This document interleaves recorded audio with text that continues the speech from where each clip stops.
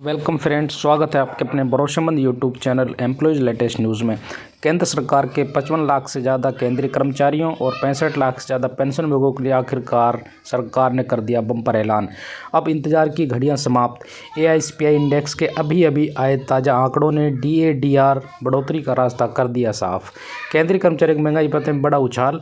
मार्च माह वेतन के बढ़ोतरी के साथ 2 माह एरियर सहित फिटमेंट फैक्टर बढ़ने पर न्यूनतम वेतन 96,000 रुपये सालाना।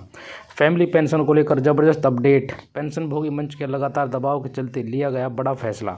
सुप्रीम कोर्ट का फैसला, 18 माह बकाया एरियर कर्मचारियों का हक जो उन्हें हर हाल में मिलना चाहिए।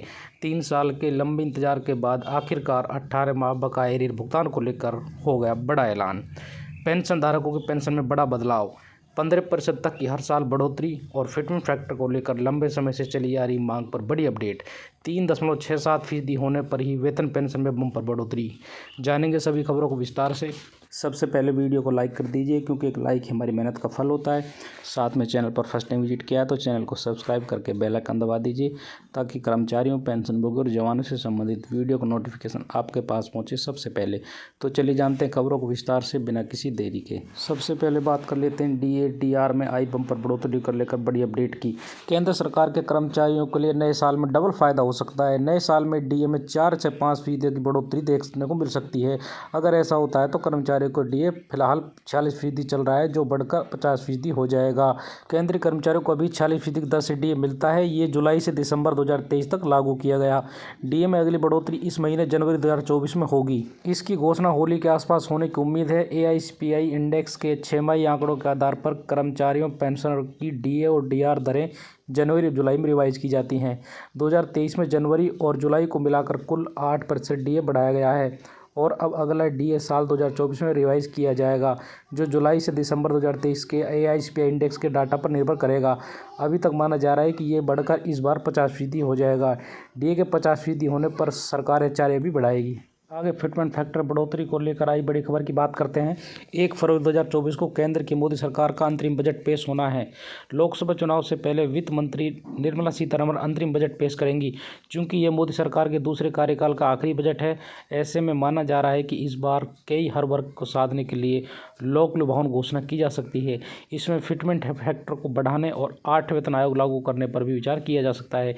इससे कर्मचारी की बेसिक सैलरी 18,000 रुपये से बढ़कर 26,000 रुपये हो जाएगी। दरअसल वर्तमान में केंद्रीय कर्मचारी को फिटमेंट फैक्टर 2.57 है और बेसिक सैलरी 8,000 रुपये है। लंबे समय से केंद्र कर्मचारी फिटमेंट फैक्टर को 3.68% बढ़ाने की मांग करते आ रहे थे। ऐसे में माना जा रहा है कि बजट में 48 लाख ज़्यादा केंद्रीय कर्मचारियों की बेसिक सैलरी में वृद्धि को लेकर कोई बड़ा ऐलान हो सकता है। मीडिया रिपोर्ट्स की माने तो केंद्र की मोदी सरकार 2024 में आगामी लोकसभा चुनाव को देखते हुए बजट सत्र में कर्मचारियों को फिटमेंट फैक्टर पर फैसला ले सकती है। 7 वेतन आयोग के तहत कर्मचारियों को फिटमेंट फैक्टर 3.0 या 3.68% तक किया जा सकता है। हालांकि अभी तक आधिकारिक पुष्टि होना बाकी है। अगर फिटमेंट फैक्टर को 2.57% से बढ़ाकर 3.68% किया जाता है तो बेसिक सैलरी में 8,000 रुपये तक इजाफा होगा। यानी न्यूनतम वेतन 18,000 रुपये से बढ़कर 26,000 रुपये हो जाएगा और 96,000 रुपये तक की सालाना बढ़ोतरी देखने को मिलेगी।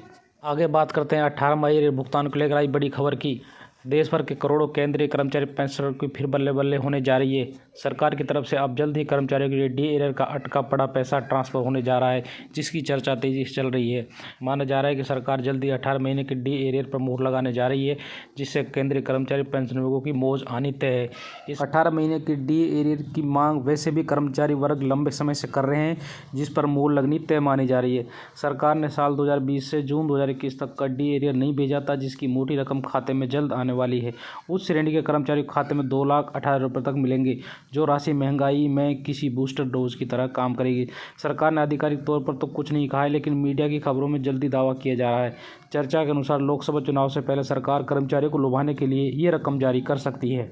कर्मचारी पेंशन योजना 1995 ईपीएस 95 के तहत पेंशन पाने वाले रिटायर्ड कर्मचारियों ने शुक्रवार 12 जनवरी 2024 को कर्मचारी भविष्य निधि संगठन ईपीएफओ के देश भर में 110 कार्यालयों के बाहर विरोध प्रदर्शन किया है।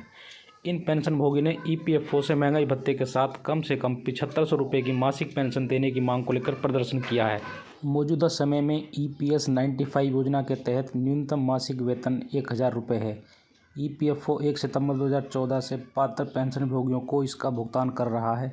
EPS 95 योजना का संचालन कर्मचारी भविष्य निधि संगठन करता है।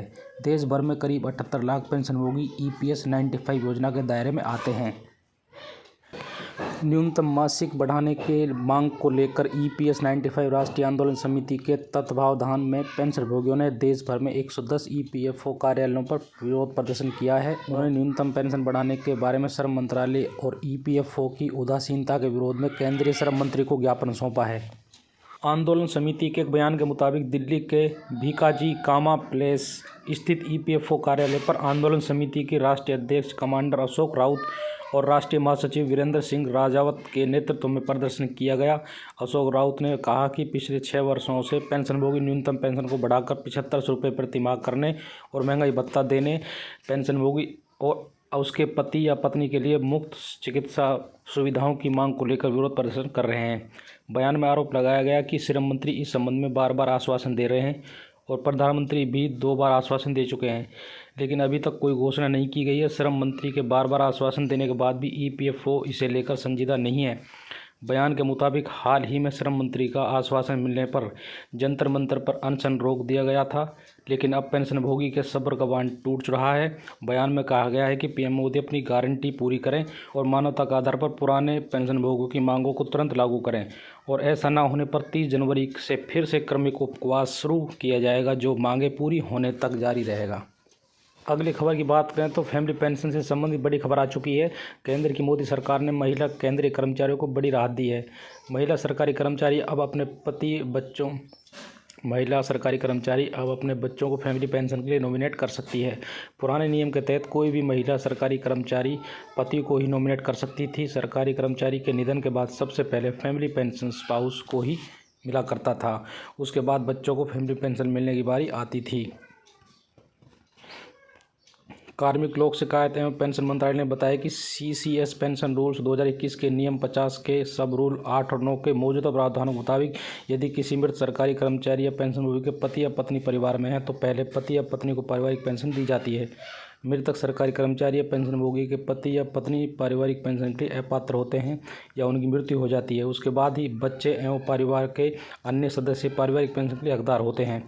पेंशन और पेंशनभोगी कल्याण विभाग को मंत्रालय विभागों से बड़ी संख्या में ऐसे रेफरेंस प्राप्त हुए जिनमें सलाह मांगी गई थी कि क्या वैवाहिक कलह की वजह से या कोर्ट में तलाक के लिए दायर याचिका की स्थिति में या घरेलू हिंसा से महिलाओं के संरक्षण अधिनियम, दहेज निषेध अधिनियम या भारतीय दंड संहिता के तहत मामला दर्ज करने की स्थिति में किसी सरकारी महिला कर्मचारी, महिला पेंशनभोगी उसके पति या पत्नी के स्थान पर अपने बच्चे या बच्चों को पारिवारिक पेंशन के लिए नामित करने की अनुमति दी जा सकती है।